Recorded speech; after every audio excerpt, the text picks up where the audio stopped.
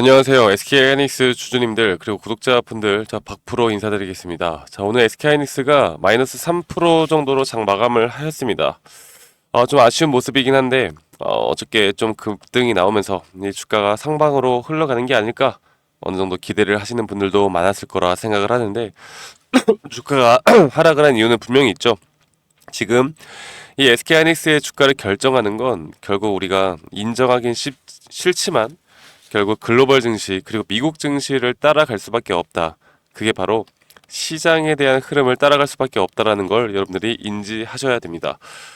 지금까지 상승세를 나타낼 때는 이 SK하이닉스에 대한 뭐 HBM 그리고 여기에 따른 또 매출, 영업이익, 뭐 D램 이렇게 재료나 모멘텀적으로 SK하이닉스의 주가를 상승을 시켰다라고 하면 지금부터 저는 올해 말까지는 이런 지수와 시장의 흐름들이 SK하이닉스의 큰 추세를 나타낼 수 있다라고 보고 있기 때문에 우리가 지금 걱정하고 혹은 기대를 해봐야 되는 건 결국 지수가 살아나거나 시장이 다시 돌아오는 모습들을 보여준다. 이런 것들을 우리가 기대를 해봐야 됩니다. 자, 그래서 제가 오늘 여러분들께 앞으로의 SK하이닉스 또 다른 기회가 저는 올해 말쯤에 올 수 있다고 보고 있고요.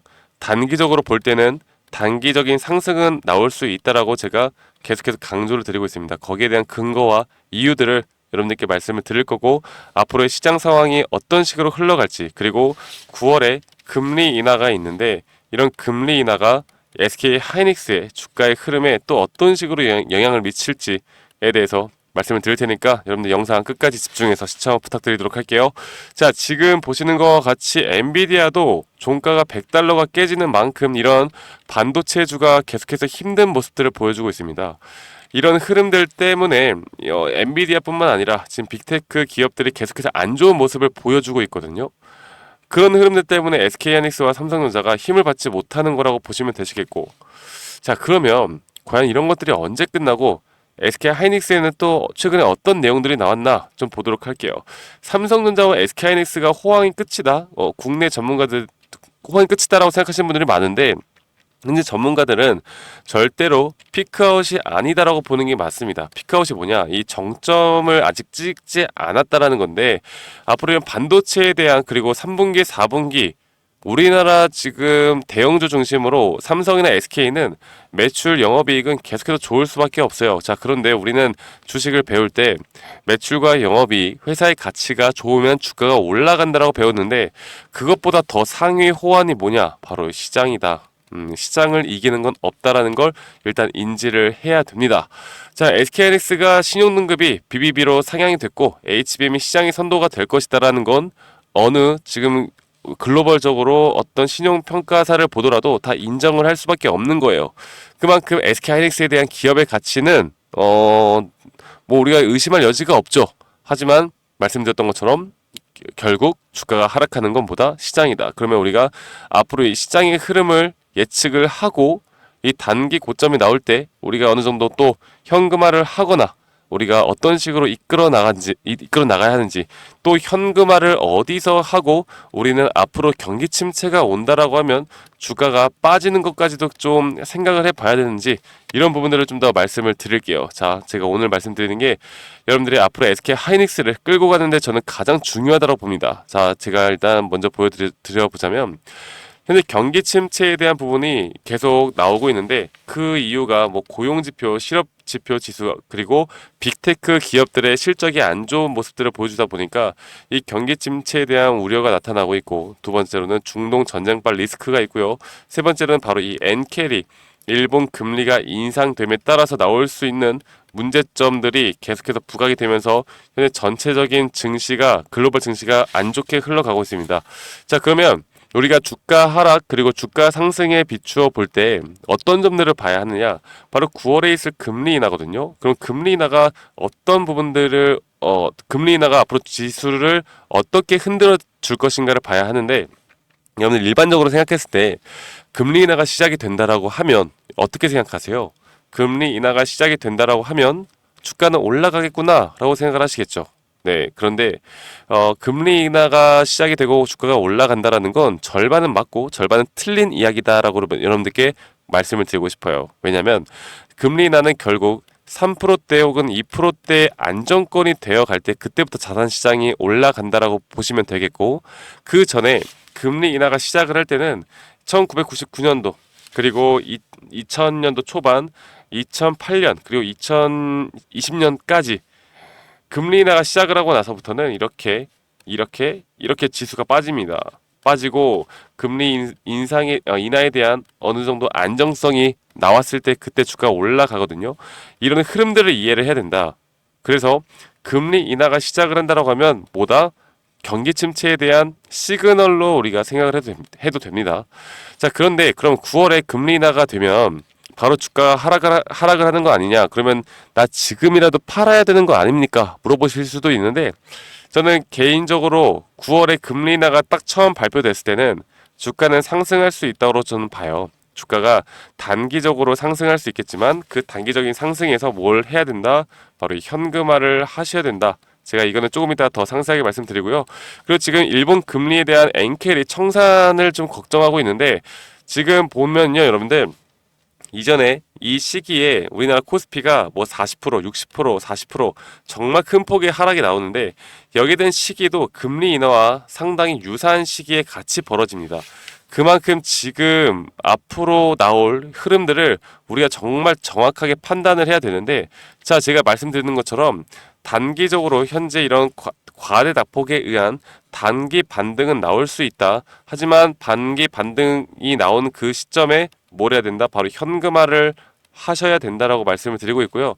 이 현금화가 시작되고 나서 앞으로 주가가 빠지고 여기에 대한 저점이 나오고 이제 또 대상승장이 시작이 될 텐데, 이때 우리가 저점을 잡고 잘 잡아나가면 되는 겁니다. 그래서 저는 최소 70% 이상의 현금화를 꼭 하셔야 우리가 진짜 돈을 벌 수 있는 기회는 조금 더 긴 호흡으로 봤을 때 긴 시간이 조금 더 지나가야 한다라고 보고 있고요. 그렇다 하더라도 지금은 아직은 제가 이 과대 낙폭이 최근에 며칠 전에 말도 안 되는 하락폭이 나왔을 때 무조건 매수하라고 말씀드렸어요. 그게 뭐냐? 단기적으로 상승 나온다라는 거, 9월 금리 인하 전까지의 어느 정도 변동폭을 주면서라도 올라갈 수밖에 없다라는 걸 여러분들께 꼭 말씀을 드립니다. 그래서 제가 이런 시장에 대한 브리핑과 앞으로 이렇게 나올 수 있는 타점들, 이런 타점들에 대해서 우리 구독자분들에게 항상 브리핑과 실시간으로 장중에 여러분들께 공유를 해드리고 있고, 아직 이런 정보들을 저 박프로에게 받지 못하고 공유받지 못하고 있다. 앞으로 좀 같이 저와 함께 나가고 싶다라고 하면요, 지금 제가 개인 번호 알려드릴 테니까 여러분들 010-2011-9671로 SK 하이닉스의 하이라고만 문자 보내주세요.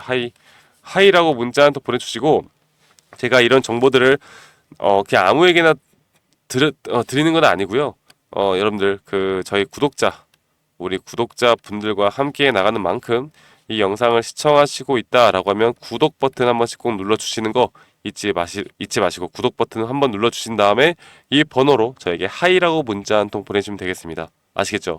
하이라고 문자 보내주시면 되시겠고, 말씀드렸던 것처럼 우리가 꼭 알아야 되는 이런 경제 부분들의 시황적인 브리핑, 그리고 매수 매도 타점, 여러분들 실시간으로 여러분들 꼭 잡으셔야 되는 그런 매수와 매도 타점들을 제가 장중에라도 여러분들께 공유를 다 해드릴 거예요. 그래서 이런 현금화를 해야 되는, 지금 제가 최근에 여러분들께 이 매수 타점을 알려드렸는데, 지금 여기서 매수보다는 여기에 대한 매도가 더 중요합니다. 그래야 말씀드렸죠? 우리가 경제의 순리에 따라 앞으로 이런 침체기를 조정이 더 크게 올 때 우리는 웃으면서 기다릴 수 있어요. 야, 저거 다 내 돈이다 라고 생각하실 수가 있거든요. 이런 것들을 한 번이라도 경험해 보셨으면 좋겠고, 앞으로 그런 경험들을 저와 함께 해 나가시면 됩니다. 아시겠죠? 자, 010-2011-9671로 저에게 하이라고 문자 보내시면 되시겠고, 저희 구독자분들이 또 저에게 그런 질문들을 하더라고요. 그럼 박프로님, 그럼 확률이 높은 자리에서 우리가 어떻게 또 종목 선별을 잘 해나가고 어떻게 그렇게 승률이 좋게 나오니까, 그리고 이런 눌림목 자리와 고점 신호를 어떻게 파악하는지 좀 알고 싶습니다 물어보시는 분들이 많아서, 제가 실제로 트레이딩을 하면서 쓰는 지표들, 그리고 분석하는 내용들, 이런 여기에 대한 자료와 강의 영상들까지도 여러분들을 위해 다 준비를 했거든요. 여러분들 먼저 SK하이닉스 하이라고 먼저 저에게 문자 한 통 주신 다음에 영상 끝까지 시청하시고 이런 부분들 앞으로 여러분들이 종목 선별하는 데 있어서 SK하이닉스뿐만 아니라 앞으로 여러분들이 정말 수익을 볼 수 있는 구간들 만들어 드릴 수 있도록 제가 여러분들이 참고하면 좋은 전략들 다 공유하도록 하겠습니다. 아시겠죠, 여러분들? 자, SK하이닉스 걱정하지 마시고요. 영상 끝까지 시청하신 다음에 이런 자료들까지도 꼭 받아가시길 바랄게요. 아시겠죠, 여러분들? 네, 제가 영상에서 말씀을 드렸던 것처럼 주식하는 데 있어서 또 가장 중요한 건 우리가 하락장에서도 더 크게 수익을 볼 수 있는 건 바로 이 타점입니다. 타점을 이 상승 파동이 이뤄지는 가운데 이런 단기적인 상승 파동은 계속해서 생길 수밖에 없는 것이고, 여기에서 가장 중요한 게 이 저점, 고점 혹은 눌림목 혹은 고점 신호, 이런 것들을 파악하는 게 가장 중요하겠죠. 그리고 또 하나, 단기 파동을 내가 트레이딩 할 것인가 아니면 장기 파동을 트레이딩 할 것인가, 그리고 장기 파동이라면 내가 익절 범위와 손절 범위를 어떻게 둬야 하고, 단기 파동이라면 내가 또 4시간 보, 1시간 보 혹은 캔들을 어떤 걸 봐야 하고, 익절 범위와 손절 범위를 어떤 식으로 잡아야 하는지에 대해서 여러분들께 설명을 드리겠습니다. 그리고 여기에 대한 모든 자료를 제 구독해 주시는 우리 구독자분들에게 제가 다 공유해 드릴 거니까 영상 끝까지 집중해서 시청하셔야 됩니다. 아시겠죠, 여러분들? 자, 제가 말씀을 드렸던 것처럼 이렇게 단기적인 흐름과 장기적인 이 손익 범위와 이 손익 비율만 알더라도요, 여러분들이 어떤 종목을 선별해 나가면서 타점을 잡는데 정말 유리하게 가져갈 수 있는 부분이 분명히 있습니다. 저도 지금 제가 직접 이렇게 트레이딩을 하면서 제가 지금 쌓아온 노하우를 우리 구독자분들에게 다 공유를 해드리는 거고, 이런 식으로 현재 주식시장판에서 많은 돈을 벌고 있기 때문에 여러분들이 이해하기 쉽도록, 제가 최대한 이해하기 쉽도록 제가 정리를 해놨으니까요. 이런 식으로 손익비와 앞으로 단기적인 장기적인 흐름만 알더라도 저는 확률이 높은 자리에서 여러분들이 무조건 승리를 할 수 있다라고 저는 생각을 해요. 그래서 이러한 파동의 구조적 위치, 그리고 이러한 것들을 항상 인지를 해야 되고요.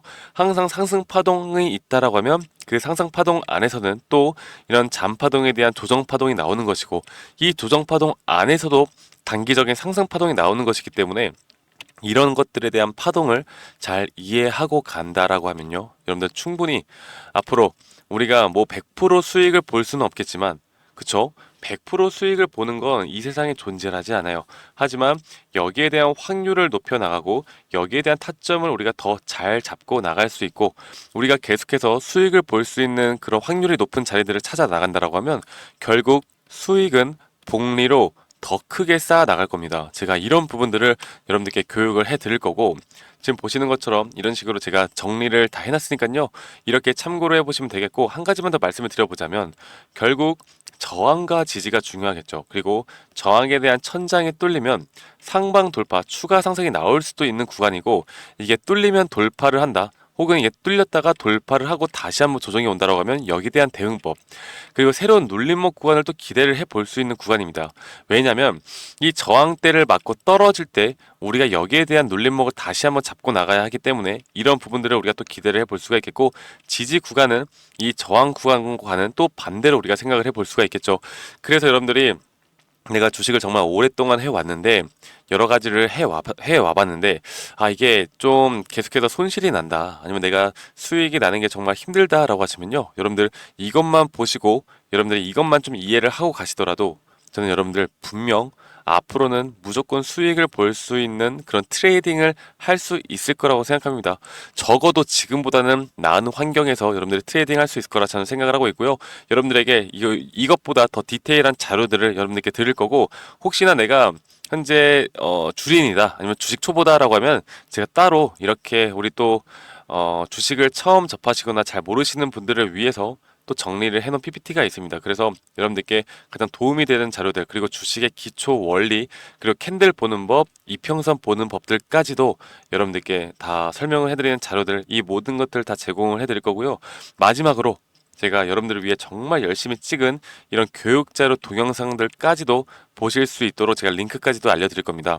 현재 이런 투자 종목에 대한 선정, 말씀드렸던 단기 스윙 중장기를 제가 여러분들께 영상으로 말씀을 드리고 있고요. 수익 내는 매도 타점, 심리적으로 흔들리지 않는 법, 기본적인 파동의 이해와 같은 여러분들이 페이퍼로만 보시면 또 이해가 안 가실 수도 있기 때문에 우리 구독자분들을 위해서 제가 정말 오랫동안 고심하고 만들어 놨습니다. 그래서 우리 구독자분들이라면 한 분도 빠짐없이 이런 자료들을 받아보시고 꼭 도움 받아보시고 스스로도 정말 수익을 낼 수 있는 구간들을 꼭 만들어 보시는 걸 저는 추천드려요. 아시겠죠, 여러분들? 그래서 제가 이런 모든 자료들, 이 파동에 대한 자료, 그리고 주식 기초에 대한 자료, 그리고 여기에 대한 동영상, 그리고 제가 이 검색식도 여러분들께 다 제공을 해 드릴 겁니다. 이 검색식에 대한 부분들까지도 저희 구독자분들이라면 제가 한 분도 빠짐없이 전달해 드릴 거니까요. 이런 모든 자료들을 받고 싶다라고 하시면 이 상단에 있는 번호 010-2011-9671로 저한테 구독이라고 문자 한 통 보내주세요. 네, 구독이라고 문자 한 통 보내시면 제가 지금 말씀드렸던 이런 자료들 한 분도 빠짐없이 제가 다 보내드리도록 하겠습니다. 아시겠죠, 여러분들?